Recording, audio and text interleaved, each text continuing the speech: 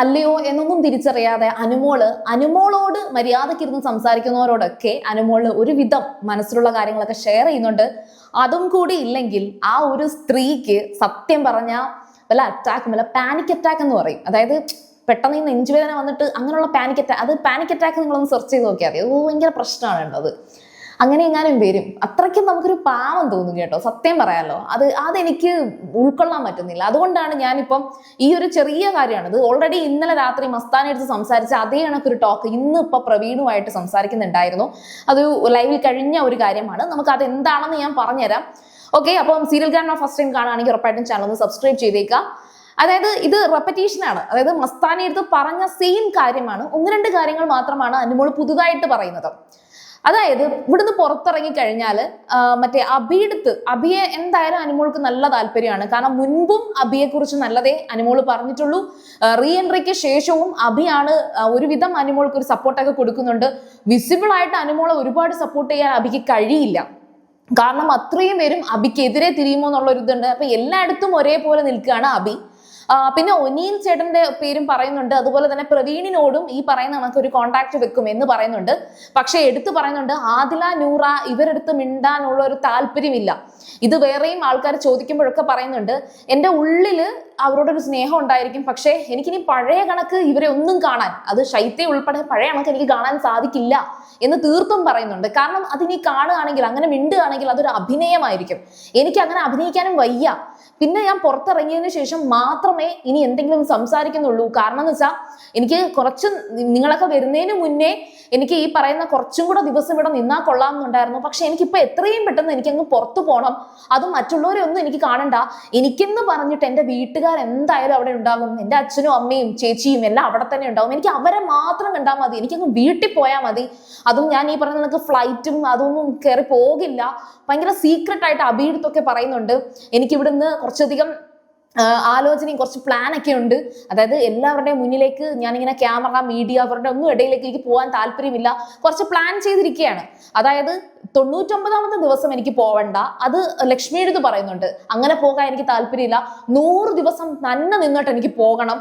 അങ്ങനെ പോയേ പറ്റൂ എനിക്ക്. കാരണം എന്ന് വെച്ചാൽ ഈ 99ാമത്തെ ദിവസം ഇവരുടെയൊക്കെ മുന്നിൽ വെച്ചിട്ട് ഞാനുണ്ടല്ലോ 100 ദിവസം നിൽക്കാതെ പോകുന്നത് എനിക്ക് സഹിക്കില്ല. 100 ദിവസം തന്നെ നിൽക്കണം. പക്ഷെ പ്രവീണിനോട് പറയുന്ന മറ്റൊരു കാര്യമുണ്ട്. അനീഷ് ചേട്ടനെ കപ്പ് കിട്ടുന്നെങ്കിൽ കിട്ടിക്കോട്ടെ, നല്ല മനുഷ്യനാണ്, നല്ല ചേട്ടനാണ്. ഇന്നിപ്പോ എല്ലാവരും വന്നിട്ട് അനീഷ് ചേട്ടനെ കുറിച്ച് നല്ലത് പറഞ്ഞപ്പോൾ ഞാൻ ഉറപ്പിച്ചു അനീഷ് ചേട്ടനായിരിക്കും ഇവിടെ കപ്പ് കിട്ടാൻ പോകുന്നത്, വിൻ ചെയ്യാൻ പോകുന്നത്. നല്ല കാര്യം, എനിക്ക് കുഴപ്പമില്ല. അത് മാത്രമല്ല എനിക്ക് PR ഉണ്ടായത് കൊണ്ടാണ് ഞാൻ ജയിച്ചതെന്നുള്ള പരാതിയും പറച്ചിലും അങ്ങ് മാറി കിട്ടുമല്ലോ. എനിക്കതുകൊണ്ട് ആ കപ്പ് എനിക്ക് അങ്ങനെ വേണ്ട. പക്ഷെ അനുമോൾ ആഗ്രഹിക്കുന്നത് ആ 100 ദിവസമാണ് കേട്ടോ, കപ്പല്ല. അതങ്ങനെ പറയുന്നുണ്ട്.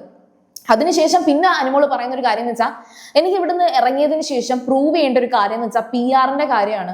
കാരണം എനിക്ക് PR-നെ കുറിച്ച് മുന്നേ അറിയില്ല. പക്ഷെ ഈ ബിഗ് ബോസിലേക്ക് വരുന്നുണ്ടെന്ന് അറിഞ്ഞപ്പോഴത്തേക്കും കുറെ അധികം ഓൺലൈൻ മീഡിയ അതുപോലുള്ള ചാനലുകാരൊക്കെ വന്നിട്ട് ഈ PR വേണം, അങ്ങനെ ഒരു സപ്പോർട്ട് വേണം എന്ന് പറഞ്ഞു. അപ്പോഴും ഞാൻ അവരോട് പറഞ്ഞത് എനിക്ക് ഒരു ചെറിയ സപ്പോർട്ട് മതി, അല്ലാതെ ഒരുപാട് രൂപ തരാൻ എൻ്റെ കയ്യിലില്ല, എനിക്ക് അത്രയും കാശ് തരാനായിട്ടില്ല.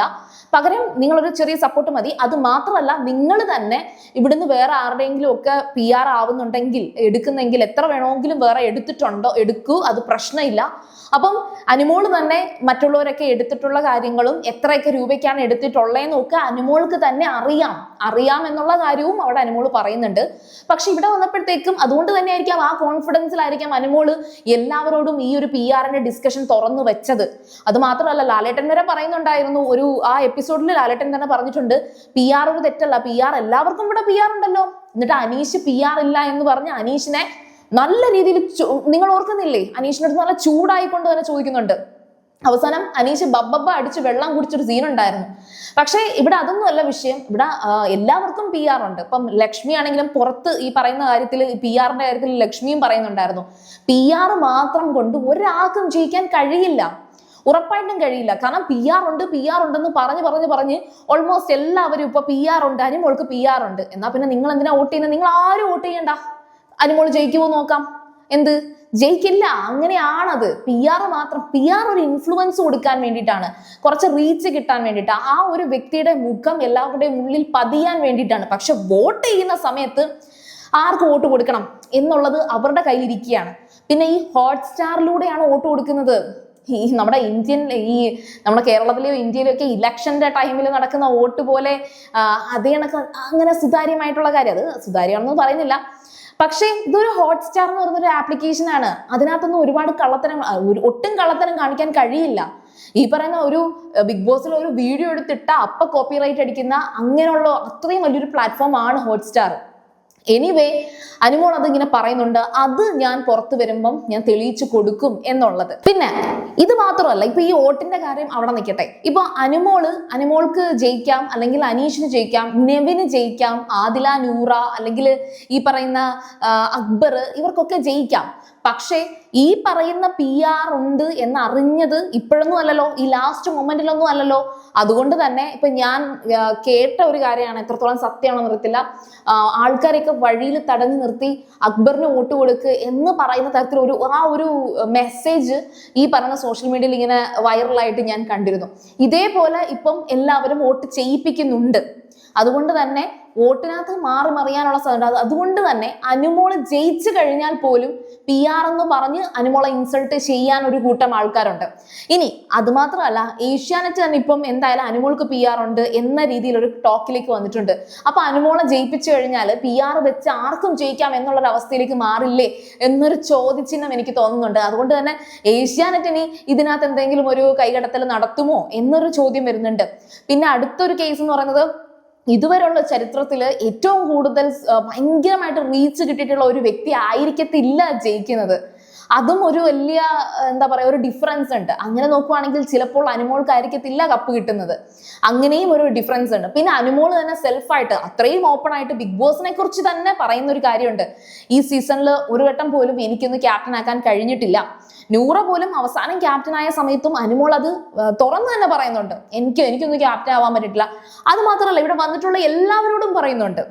അതൊരു വിഷമം പോലെ അനുമോള് പലരിടത്തും പറയുന്നുണ്ട്, എനിക്ക് ക്യാപ്റ്റൻ ആവാൻ പറ്റിയില്ലടാ എന്നിങ്ങനെ വിഷമിച്ച് തന്നെ പറയുന്നുണ്ട്.